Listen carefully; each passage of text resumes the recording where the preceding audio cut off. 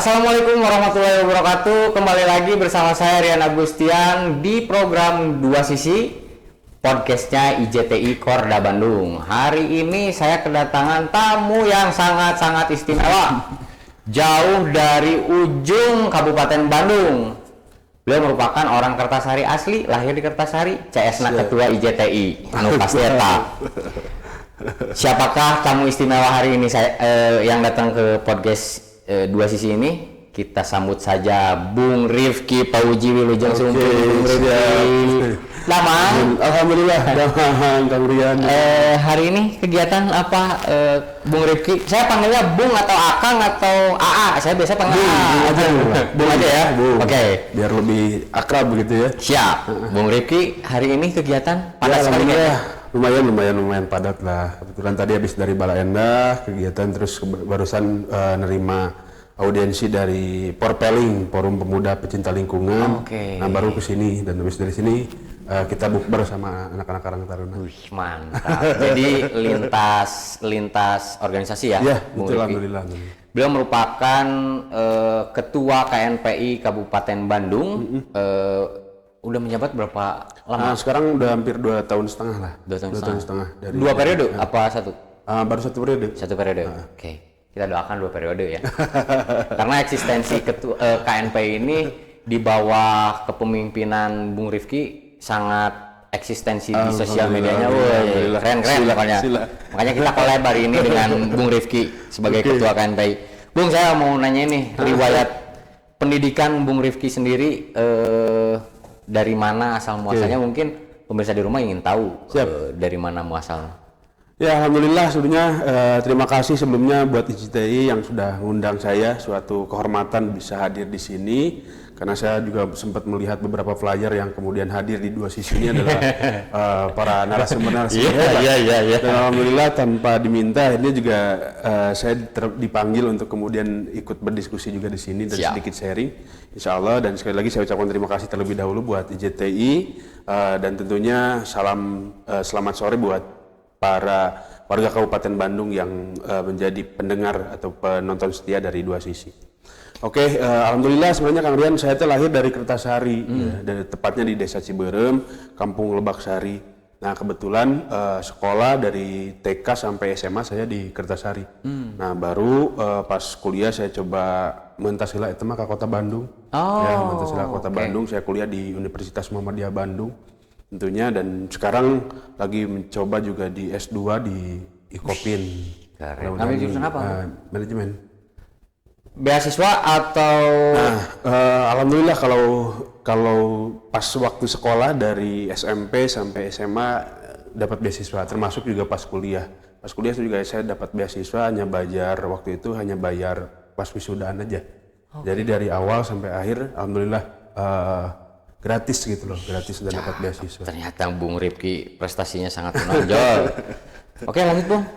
Ya, dan alhamdulillah kalau untuk urusan pendidikan jalan, saya adalah anak pertama dari 4 bersaudara. Terus kebetulan selain dari kemudian sekolah juga waktu itu saya sempat ngaji, dan memang secara kefokusan per hari ini aktif di beberapa organisasi juga selain dari KNPI gitu loh. Tapi saya juga alhamdulillah besar dan memang beraktivitas banyaknya di Muhammadiyah gitu. Kebetulan per hari ini juga masih sebagai pemuda Muhammadiyah, dan dulu kalau secara karir di Muhammadiyah alhamdulillah dulu sampai ngejebat di Ketua IPM Jawa Barat, Ikatan Pelajar Muhammadiyah Jawa Barat, Ikatan Mahasiswa Muhammadiyah Kabupaten Bandung juga sampai Jawa Barat alhamdulillah. Tentunya banyaklah, termasuk juga beberapa organisasi yang kemudian saya geluti di dalam proses berkarir sejauh ini. Bung, begitu. Saya ada spill nih dari moto hidupnya. Hidup adalah kenangan, maka siap-siaplah untuk dikenang. Maksudnya apa, Bung Rifki ini? Nah itulah, moto hidup ini saya lihat bahwa hidup itu adalah kenangan, maka siap-siaplah untuk dikenang. Karena tinggal kenangan seperti apa yang kemudian akan kita suguhkan. Karena secara prinsip akhirnya ending dari kehidupan itu adalah kematian, saya kira, walaupun nanti kita akan hidup lagi. Tapi yang terpenting adalah selama kita hidup ini, langkah-langkah yang kemudian kita lakukan itu harus menjadi kenangan tentunya. Dan kenangan itu ya harus yang lebih baik-baik lah, sehingga pada akhirnya berbuat baik, terus kemudian beraktivitas yang maksimal, berbuat kebaikan, memberikan karya, ini saya kira akan menjadi kenangan yang orang bakal kenangnya enak gitu loh. Ya. Bung Rifki juga aktif sebagai mahasiswa dengan ikut serta dalam berbagai komunitas dan organisasi ya. Salah satunya Ikatan Pelajar Mahasiswa Muhammadiyah tadi sudah disampaikan. Terus pernah bekerja menjadi surveyor Sirus Network dan verifikasi di KPU Kabupaten. Sebagai apa dan menjabat apa Bung Rifki ini? Ada yang dari KPU mungkin? Ya, yang pertama kalau Sirus Network itu kan salah satu lembaga survei yang kemudian hadir di Indonesia, dan dulu karena memang lagi zaman aktivis itu kan. Iya, betul. Segala digarap lah gitu, termasuk jadi salah satu surveyor. Nah, karena memang concern dari Sirus Network itu kan lebih di sensus di survei politik, sehingga pada akhirnya saya juga ikut tertarik di dunia politik. Nah, waktu itu sambil nyari biaya tambahan untuk kuliah gratis ya, beasiswa ya, buat kehidupan sehari-hari kan, butuh anggaran tambahan. Akhirnya semua kita sentuh dan sempat bersentuhan dengan Sirus Network. Akhirnya saya juga sempat dulu tempatkan di Cianjur, terus kemudian di Indramayu untuk kemudian melakukan survei tadi kalau untuk di Sirus Network. Bung, kalau untuk di surveyor ini memang pilihan atau memang ya udahlah saya lebih awalnya ikut tes pilih gitu, tapi kan alhamdulillah termasuk yang lolos, akhirnya juga ditempatkan untuk kemudian kayak kita pegang beberapa kecamatan di beberapa daerah-daerah tertentu. Biasanya berapa kecamatan yang dipegang, Bung? 4 sampai 6 kecamatan. Makanya ada memang dari awal sudah bercita-cita saya kayaknya harus menjadi ketua KNPI. Nggak, itu ada cerita lain gitu. Kalau itu di dalam proses perjalanan hidup juga ada yang menarik, karena dulu tuh saya sempat dengan almarhum Pak Tubagus Topan, sempat hadir dulu sama beliau, almarhum Tubagus Topan Lesmana, dulu sempat bareng dan mengikuti beliau. Hanya sempat ada dalam hati, saya kayaknya bisa deh jadi ketua KNPI. Karena yang jadi ketua KNPI itu Dadang Nasir gitu ya, Pak Bupati sekarang gitu kan. Ini orang-orang hebat. Ya, almarhum Dadang Rusdiana kan. Kemungkinan Bung Rifki sendiri the next Bupati Bandung mungkin. Makanya banyak yang bercandanya gitu. Iya. Tinggal tambah Dadang Rifki aja. Sama aja kayak podcast. Sebetulnya podcast ini tuh terciptanya itu. Ketua IJTI udah namanya dua sisi. Disingkatkan jadi DS. Masuk tuh. Nanti Pak Bupati mau harus hadir ya. Harus hadir. Kak Bung Rifki nih. Apa sih yang menjadi dasar untuk menjadi ketua KNPI Kabupaten Bandung? Apakah itu hasil dari voters atau aklamasi atau seperti apa? Mungkin bisa dijelaskan. Tadi sambil menjawab juga ada satu poin bahwa saya sempat jadi verifikator KPU Kabupaten Bandung. Nah, verifikator itu adalah orang yang memverifikasi kehadiran partai politik. Yang jauh sebelum ada penetapan bahwa partai itu lolos, nah itu diverifikasinya oleh verifikator. Dan saya sempat jadi dulu petugas verifikator itu, jadi verifikasi partai itu. Jadi sebelum ada pengumuman bahwa sebelum ada pengumuman bahwa partai itu lolos harus diverifikasi dulu oleh verifikator. Meskipun partai itu sudah besar.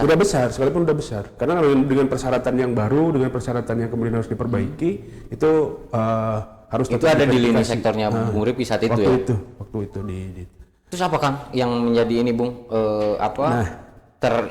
udahlah saya kayaknya harus jadi ketua KNPI Kabupaten. Nah, sebenarnya kan bagian dari proses yang saya kira bukan hal yang selalu kemudian harus dicita-citakan.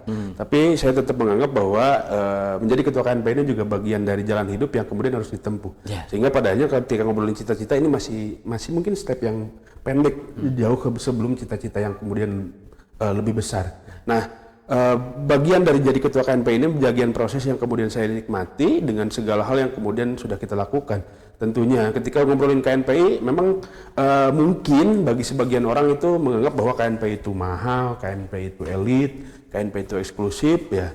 Tapi secara prinsip saya melihat bahwa di KNPI juga menjadi bagian dari miniatur kita belajar menjadi seorang pemimpin, miniatur bagaimana kemudian kita belajar dalam konteks pemerintahan, dan tentunya juga tadi sangat-sangat memberikan pelajaran mental yang sangat luar biasa ketika ngobrolin KNPI. Dan tentunya tadi tahapan-tahapan yang kemudian dilakukan KNPI nggak mesti selalu tentang ngobrolin tentang uang, nggak selalu tentang persoalan money politik yang kemudian ada di KNPI. Tapi juga KNPI juga sangat kental dengan nuansa emosional, terus kemudian juga tadi investasi sosial yang kemudian dilakukan. Hal-hal yang kemudian selama beberapa tahun ke belakang sudah kita lakukan itu juga kemudian menjadi modal dasar untuk kemudian menjadi calon ketua KNPI, menjadi ketua KNPI.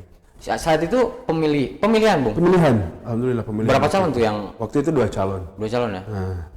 Bung Rifki dengan? Bung Praha. Praha ya, Praha. Main band ya? Oh iya, pemain band. Sebelum masuk ke pertanyaan selanjutnya nih, Bung. Siap. Karena kan ini special edition lah gitu ya. Bulan puasa, jadi kita nggak ngebuatin kopi. Paling nanti disuguhannya. Paling nanti setelah buka puasa, Bung. Oke. Bung, apa aja sih KNPI tugasnya, terus kontrol sosial terhadap pemerintah daerah, yang tugas KNPI. Mengingat KNPI juga kan secara organisasi mewadahi perjuangan para pemuda. Ini seperti apa sih, Bung? Oke, saya awali dulu di definisi bahwa KNPI ini adalah wadah berhimpun. Wadah berhimpun, makanya bahasanya komite. Jadi wadah berhimpun organisasi kemasyarakatan pemuda. Nah, hari ini organisasi kemasyarakatan pemuda itu kalau dalam definisi sederhananya ormas versi pemudanya lah. Ya. Itu kita sebut OKP. Nah, KNPI itu adalah sebagai organisasi yang menghimpun kehadiran organisasi-organisasi itu. Betul. Nah, kebetulan di Kabupaten Bandung tuh per hari ini ada sekitar kurang lebih 94 OKP. Dari 31 kecamatan? Kalau OKP itu hitungannya kabupaten. Oh, kabupaten. Nah, ada 94 OKP dan 31 PK. Kalau KNPI itu sebenarnya secara hierarki kepengurusan itu hanya sampai ke tingkat kecamatan. Jadi nggak ada KNPI tingkat desa. Nah, ini yang kemudian membuat KNPI seolah-olah terlihat eksklusif. Karena memang KNPI itu komite wadah berkumpul tadi. Jadi dasar KNPI itu karena OKP-nya ngumpul. Kalau OKP-nya minta di KNPI dibubarin, pasti KNPI juga bubar gitu loh. Karena memang tadi makanya di KNPI itu nggak ada kaderisasi, nggak ada diklat kader KNPI nggak ada, karena memang tadi kita merasa bahwa kaderisasi itu sudah dilakukan di OKP-nya masing-masing. Jadi OKP yang kemudian bergabung dari 95 itu salah satunya contoh misalkan Pemuda Muhammadiyah, GP Ansor, Sapma PP, Hipma MPH, PMXI, itu semua bergabung. Pemuda Persis, nah semua itu berkumpul TC. Makanya banyak yang heureunya Kang ya punten. KNPI mah tinu sajadah nepi ka haram jadah aja. Oke, dari kebun binatang. dari sajadah ke haram jadah. Tapi insyaallah bab Ramadan mah sajadah sedaya. Amin. Mudah-mudahan istiqomah lah ya kan. Ya. Nah, itu yang kemudian KNPI hadir sebagai wadah berhimpun mereka. Akhirnya secara tugas dan fungsi bahwa ngobrolin fungsi bahwa KNPI itu memiliki 4 fungsi. Yang pertama adalah wadah perjuangan tadi. Betul. Ya, yang kedua terus kemudian bahwa KNPI itu sebagai forum komunikasi dan penyalur aspirasi pemuda. Oke. Yang ketiga bahwa KNPI itu perekat kemajemukan pemuda karena tadi hadir secara heterogen begitu dari berbagai background kayak BMI, Gema Keadilan. Iya. Itu teh ada yang HMI, PMI itu semua gabung di KNPI. Terus yang terakhir bahwa KNPI itu tadi laboratorium kader. Bahwa sebelum berangkat kayak semacam tadi sebelum berangkat terus kemudian pasca dari KNPI itu minimal harus jadi Dadang Supriyatna, harus jadi Dadang Nasir. Nah, itu dari di labnya itu tadi kita di lab itu ada olahan itu tadi bagaimana kemudian belajar politik, bagaimana kemudian kita manajemen organisasi, bagaimana kita mengatur keuangan gitu, itu dilatih. Makanya di KNPI itu bukan hanya sekedar pembelajaran secara otak tapi juga mental juga diasah begitu. Bagaimana kemudian kita menyatukan persepsi dari punten ya kayak semacam kemarin anak-anak pemuda Muhammadiyah kan beda dengan pemuda ini, terus kemudian yang backgroundnya adalah tadi saya partai, terus kemudian dengan yang kemudian backgroundnya adalah keagamaan, itu juga kan kita harus memadukan matchingnya juga. Jadi di saat mereka tergabung di HMI, tergabung di PMI, GMNI gitu. Ketika mereka sudah bergabung dengan KNPI tidak ada. Harus satu. Makanya kita KNPI itu sebagai perekat kemajemukan pemuda. Saya baru tahu. Ya, karena tadi KNPI itu sekarang terlihat eksklusif. Akhirnya ketika tadi KNPI itu banyak dilihat elit itu karena tadi Kalau misalkan contoh, kalau untuk masuk organisasi yang lain bisa begitu saja. Salah satu contohnya bisa ketika masuk Karang Taruna nih. Bisa aktif pemuda yang kemudian aktif di kampungnya ini jadi Karang Taruna. Tapi kalau untuk masuk ke KNPI kita harus masuk dulu melalui OKP. Jadi nggak ada pemuda khusus, misalkan ada memang kalau di secara aturan ada, tapi kuotanya sedikit. Tapi yang paling penting itu di KNPI itu harus masuk dulu OKP, baru bisa aktif di KNPI. Dengan menunjukkan keaktifan di OKP-nya. Jadi rekom untuk kemudian jadi pengurus, untuk jadi ketua KNPI itu harus ada rekom OKP dulu. Oh, nggak bisa cek bahasa Sunda atau bisa sagawaya? Bisa sagawaya gitu. Dan secara hierarki tadi hanya sampai ke tingkat kecamatan. Jadi nggak ada KNPI tingkat desa. RW pun nggak ada ya? RW nggak ada. Oke, keren berarti. Bung, selama menjabat ketua KNPI 2 tahun setengah ya, apa aja sih yang sudah dicapai, Bung? Ya, alhamdulillah. Yang tentunya tadi per hari ini udah banyak, karena tadi kita tuh pegang visi handal ya. Handal itu humanis, aktual, inovatif, dinamis, aspiratif, sama lugas. Bahwa saya membawa handal ini yang penting ada di 3 poin tadi. Yang pertama, poin yang pertama itu adalah bagaimana caranya KNPI ini dikenal. Karena memang tadi KNPI itu keren, tapi banyak yang nggak kenal. Apalagi sampai ke tingkat-tingkat pelosok itu kan masih banyak yang belum kenal. Terus kemudian kita juga punya beban sejarah bahwa yang mantan jadi urut jadi ketua yang mantan ketua KNPI itu harus jadi bupati, dan itu kemudian jadi beban benar ya. Akhirnya pada akhirnya kita harus benar-benar memaksimalisasi periodisasi di KNPI sekarang ini. Akhirnya tujuan saya itu di pegang handal itu akhirnya dengan tiga muatan, bahwa bagaimana KNPI ini dikenal, bagaimana KNPI ini bertambah, dan bagaimana KNPI ini terasa. Akhirnya tiga poin itu yang kemudian menjadi pegangan saya, dan alhamdulillah per hari ini kadang walaupun bahwa KNPI tugasnya core-nya hanya di OKP sebenarnya. Jadi kalau berbicara tugas dan fungsi mah cukupnya KNPI itu untuk ngurus OKP tadi yang 94. Tapi karena saya pengen KNPI ini dikenal, KNPI ini pengen terasa gitu loh. Akhirnya saya coba nyentuh beberapa komunitas yang lain yang di luar OKP tadi. Karena tadi kalian di Kabupaten Bandung ini ternyata kehadiran 94 OKP itu tidak merepresentatifkan kehadiran pemuda loh.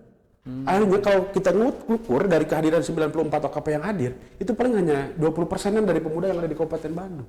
Akhirnya tanpa bersentuhan dengan OKP, saya juga harus kemudian terbuka untuk komunitas-komunitas yang lain.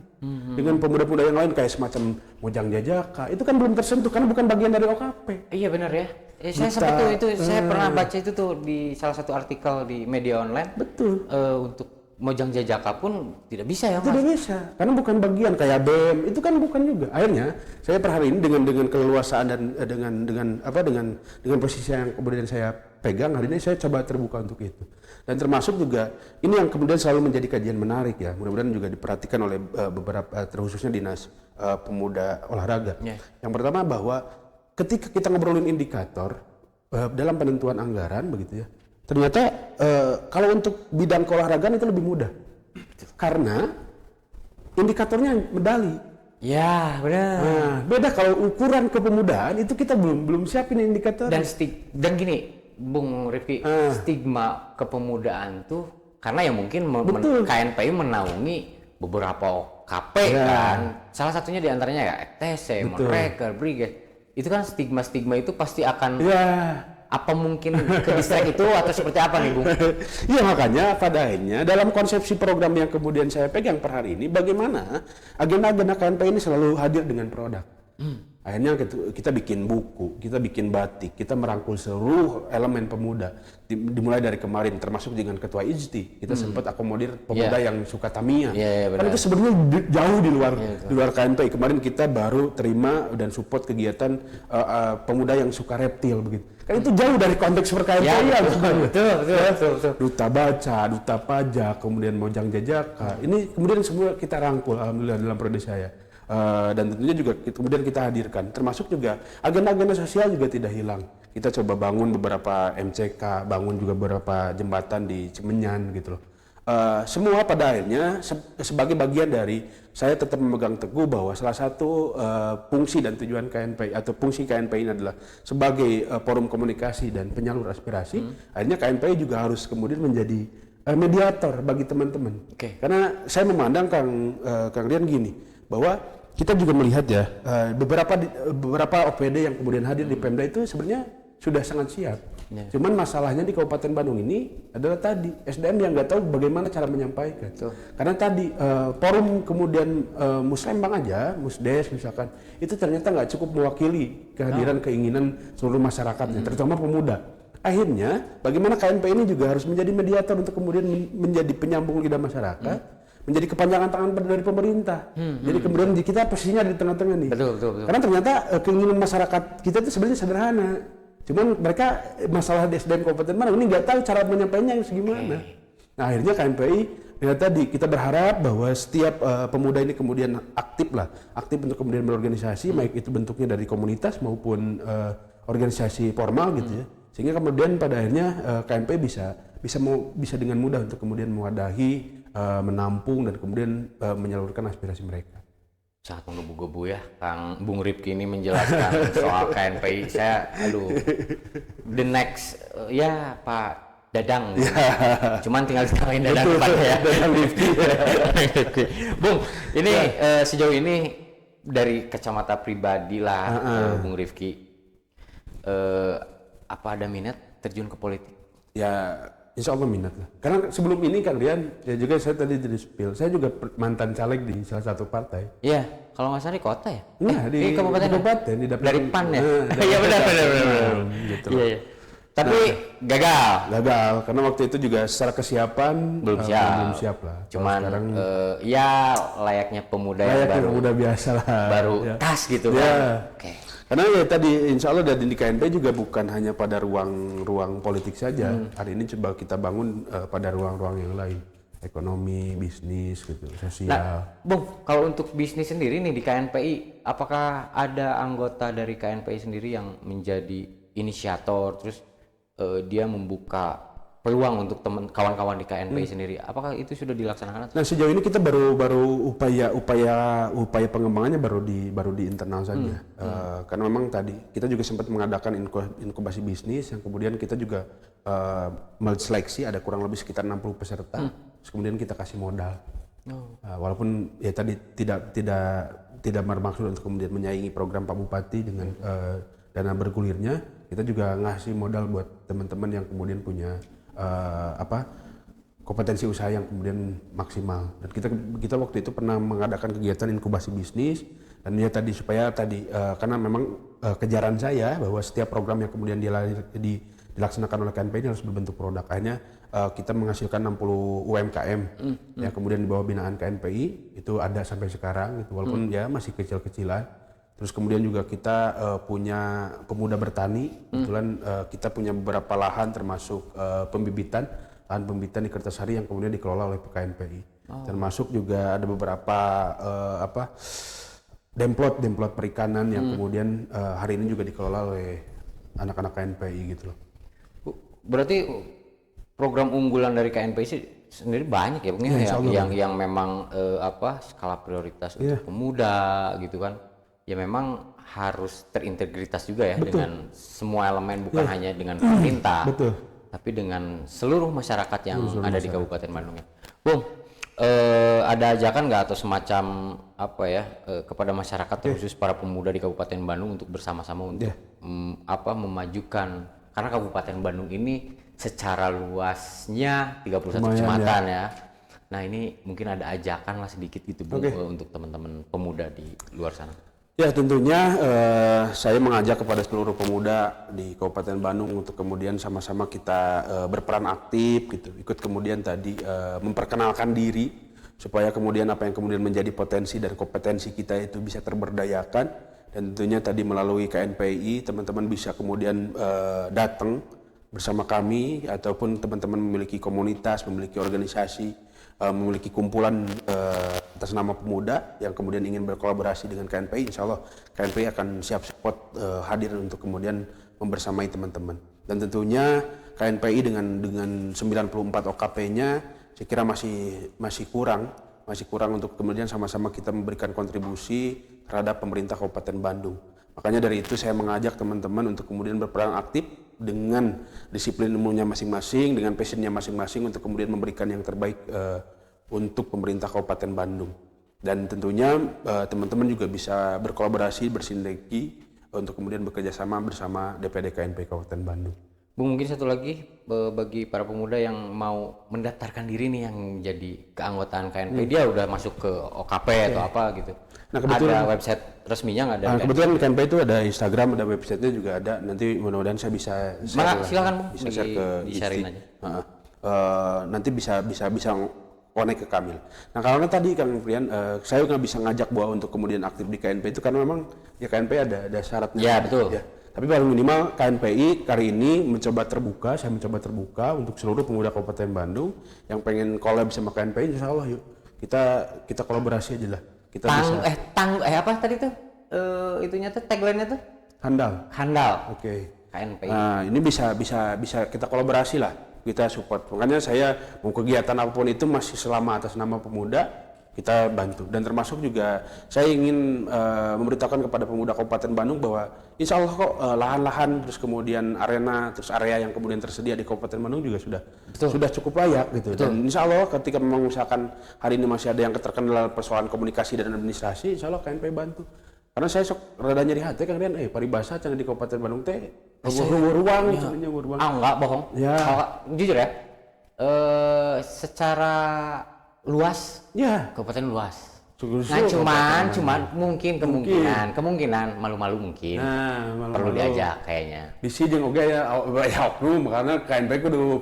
Ya itu ya makanya kita memang harus lebih selektif. Betul, ya. Karena kita kan nggak tahu mereka tujuannya apa gitu kan. Ya mudah-mudahan ya di KNPI tidak ada oknum lah. Siap. Bung Rifki, nggak terasa nih saya sudah menemani bincang seru dengan Bung Rifki. Terima kasih untuk kehadirannya. Mungkin ada yang disampaikan kepada pemirsa di rumah? Ya, untuk seluruh warga Kabupaten Bandung terima kasih dan tentunya terus saksikanlah Dua Sisi ini karena bakal hadir dengan para narasumber hebat lagi lainnya yang tentunya tadi dari Dua Sisi ini kita banyak mengambil beberapa poin, banyak mengambil beberapa pelajaran yang tentunya dilihatnya juga dari dua sisi ya Kang Rian ya. Jadi dua sisi. Berarti dinamis dan sejahtera. Jadi teman-teman IJTI mah dinamis dan sejahtera. Mantap. Oke, itu aja Kang Rian. Terima kasih Bu Rifki atas waktunya. Mohon bantuannya untuk teman-teman KNPI supaya di-subscribe dan ya. di-follow, di komen juga. Siap. Perlu itu. Siap. Baik, pemirsa, terima kasih banyak sudah hadir di channel YouTube-nya IJTI Korda Bandung. Mudah-mudahan menginspirasi masyarakat di wilayah Kabupaten Bandung khususnya.